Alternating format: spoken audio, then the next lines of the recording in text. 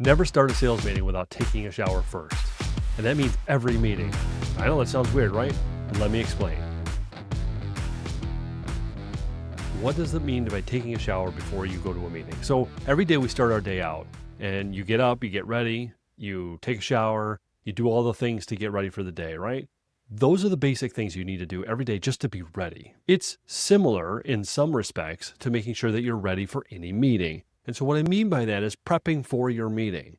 So the first one is researching the company. Now, let me explain what that means by researching the company, because I don't want you walking in asking questions that you could have learned or found out online before you ever walked in the building, right? So when you go into a meeting, you should have a basic understanding of what that business does, who they are, what they do. The basics are one thing, but if you're going to go into a sales meeting, you better have more than just the basics. You kind of need to know where you need to navigate, who you should be meeting with, but also what pieces are going to be their problems. So what are their pain points? What are they already experiencing? And you should be able to figure that out, whether that's through their LinkedIn stuff, some of the things that they talk about online, some of their leaders talk about online, some of their blog posts. So you should be able to put together some sort of here's some information about them. Now, the key here is, for some people, it's going to be, I'm going to spend my day researching these companies. And that's okay if you have multiple companies you're researching. What I need you to do, though, is to make sure that you have a list of information that you're going to collect that's minimal what you need to know and understand what's going on in their company.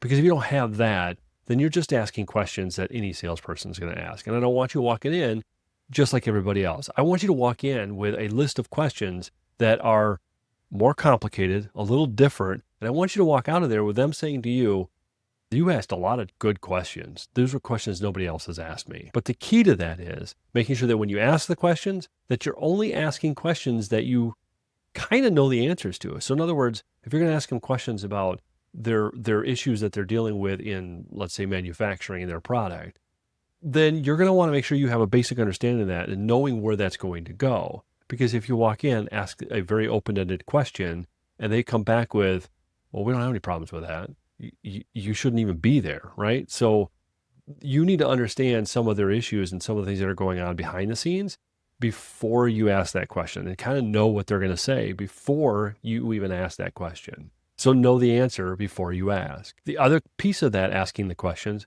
is that if you're going to ask questions, make sure you're asking questions that kind of bring them into some sort of a pain questions. In other words, they're going to answer things about related to the pain that you're solving. So you're going to have to ask questions that relate to that so that you can get there the way that you need to get there, right? When you're asking those questions about manufacturing, you're going to ask about how their suppliers are, what their vendors do now, what their problems are, and get them to open up about those pain pieces that they have so that you're getting a better picture of it and can ask more probing questions and knowing what that's going to do to affect their business. So that's the first thing I want you to do, is make sure you get the research done. Now, that said, if this has been helpful so far, make sure you like it and subscribe, because you're going to get some more content that's related to all of these things in sales as we move forward. So make sure you hit that subscribe button.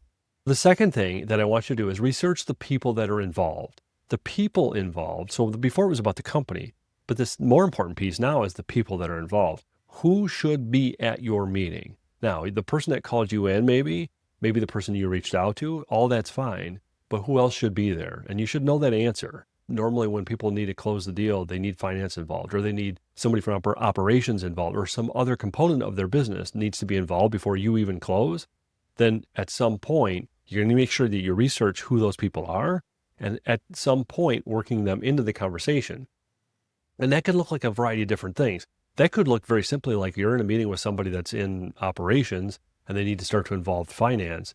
You can start to tell a quick little story about, hey, last time I talked to somebody that was very similar to this situation, they actually had to bring in the finance person because there were some numbers pieces that they needed to put in line, whether it was a capital investment, whatever that might be. You work that into that conversation. Do you think they should be involved in this conversation now, or do you want to bring them to the next meeting? Like that's the key, is making sure that all the right people are at the table, because you don't want to get to the end when you're presenting information or the budget, and all of a sudden all these people show up because, they have to be there in order to make the decision, and you didn't know that they were going to come, nor did you know what they were going to ask, nor did you know what they want, because you didn't get a chance to have the pain questions that you needed to have answered from them. Those pain questions need to be related to the individuals that are in their each department, right? So you're going to ask more, campaign-related questions that are related to finance to the finance person, more so than you would the operations person. The operations person probably knows a little bit about it and could answer some of those questions, but it's important to ask those right questions to the right people. But having the right people there is critical. And if you don't know who they are, that's a problem. You need to make sure that you know who they are. Do the research. Go do the LinkedIn piece. If you don't have Sales Navigator, that's a great tool if you want to use that. But LinkedIn in general is a pretty good tool for who's the vice president of, or who's the director of, or whatever that might be for you. The other thing you want to know is, as you go through your meeting and a little bit beforehand, you might ask yourself, okay, who in this process is going to help me? Who's going to hurt me? Who's going to ask me more difficult questions? Maybe you can figure that out because you can figure out what their disc profile is, the more analytical person, who that's going to be, who the dominant person is going to be in that meeting. If you can start to figure that out before you go into the meeting, that's helpful. You know where the questions are going to probably come from and what kind of questions. But if you don't know that and you start to figure out who those people are in the meeting and what their styles are, that's fine. But make sure that you have an approach for each style so that you're kind of approaching that problem or those conversations in a way that reflects that type of personality. Knowing who will hurt you and who will help you is another key component there. Because if you have somebody on the team who's very helpful in bringing you in, introducing you to the right people and doing all those things, that person's probably going to be the person that's going to guide you to the finish line. Lean on that person, let them help you. But there's probably going to be somebody, if you have multiple people in there, who might be saying, I know somebody at this other company, or the previous vendor was totally fine. I don't know what we're even talking to this person for. You need to know who that is. And the key is figuring out who those people are so that you're addressing all those things and asking the questions of them as much as possible. Another good thing to know about when you're talking about a group of people are who's the influencers. Like, who is the one that's going to sway this whole group? It's not always the person, the leader. It's the person that's going to influence. You're going to have to figure that out.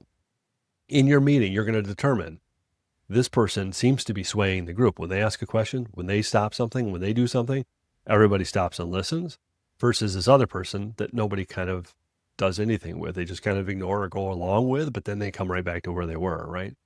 And the other thing you want to figure out when you're dealing with a group of people is what are their overall attitudes towards us versus their previous vendor or their previous person that they ever worked with in this. Maybe they don't have a vendor now, but they did before. Figure out what their attitude is towards you in that conversation. That's one of those things you can work through and kind of keep track of that over the multiple meetings to make sure that you know how things have progressed, if they're going better or worse. You'll start to see those types of trends then. So at this point, I'm going to stop and say, if you have a specific question that you'd like answered, you might find it to be helpful to simply email us at questions@theslowpitch.com, or you can call us and actually leave a voicemail. 608-708-SLOW, or that's 608-708-7569. And you can leave that voicemail and we'll address it as much as we can on the channel. The last few things are simply this. Research who are they already worked with, the vendors before. Sometimes you can figure that out by looking at, if you're a very niche kind of a business, you can figure that out a little bit because if you see another type of competitor who does what you do connected to the people that you're involved, it's highly likely they've either connected for a reason because they've done business together, or that person is courting them, or they're trying to get connected with them. So start to understand who those people are and know the differentiating pieces between you and them. So when you ask questions and you start to ask questions that relate to who your competitor is, you'll start to figure out whether or not they know the answers, they know how they're going to deal with that, but you also differentiate yourself against your competitor by asking those questions that are related to what you know their weaknesses are, right? The last few are simple. What are their goals for the meeting? Do you know what their goals are? Make sure you ask that. And that could be one of those beginning questions when you get into the meeting. What do they want to get out of this meeting? It's really important to find out early on so that you can start to work towards getting those things resolved. But also, if you can't do it in the first meeting, that's okay. Just make sure that you're going through and addressing that or coming back to that as frequently as you need to. And then the other thing is, what is your goal for the meeting? Like, is your goal, yes, obviously to sell this client, but really your goal is to figure out, is this really a bad fit? Should we even be working? That's the position you should be coming in with. That gives you a feeling of you're not needing the sale. You're there to help, but if it doesn't work out, it doesn't work out, and that's okay. So know that when you're positioning yourself as, I don't need this business, and I need to rule this person out as being a potential client, then you come from a totally different position than everybody else does who's trying to push themselves on the client. And then the last thing is really just, do you have your list of questions that are related to their pain mentally mapped out? I know I need to get this. I know I needed to get that. We need to go through all the processes and pieces that get your pain questions that are related to pain, get those questions answered. But you need to have those listed out in your head, on paper and in your head, so that you're ready when it comes time.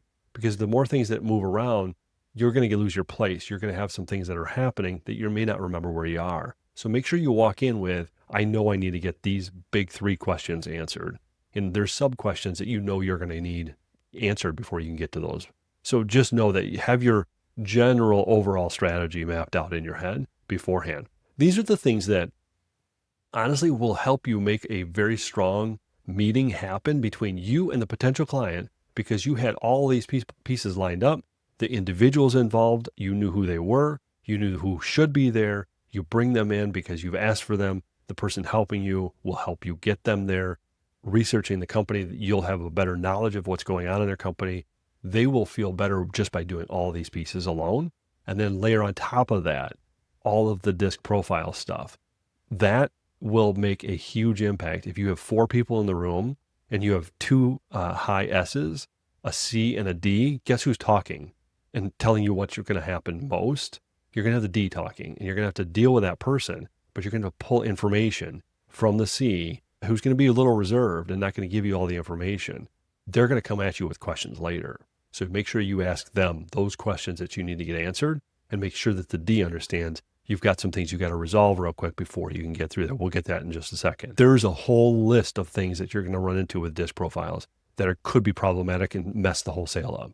So keep that in mind. That's the layer on top that makes your sale a success or a failure based on what you do for each of those individuals. But the prep work is the most important part. So don't ever go to a meeting without taking a shower first. That's the best way I can put it, is you get ready. Do the things to get yourself ready, then go have the meeting. After the meeting, make sure you do a quick recap. How did it go? Even if it's just you by yourself. What were the things that you missed? What were the things you wish you would have caught? Write those things down. That's helpful for your next meeting.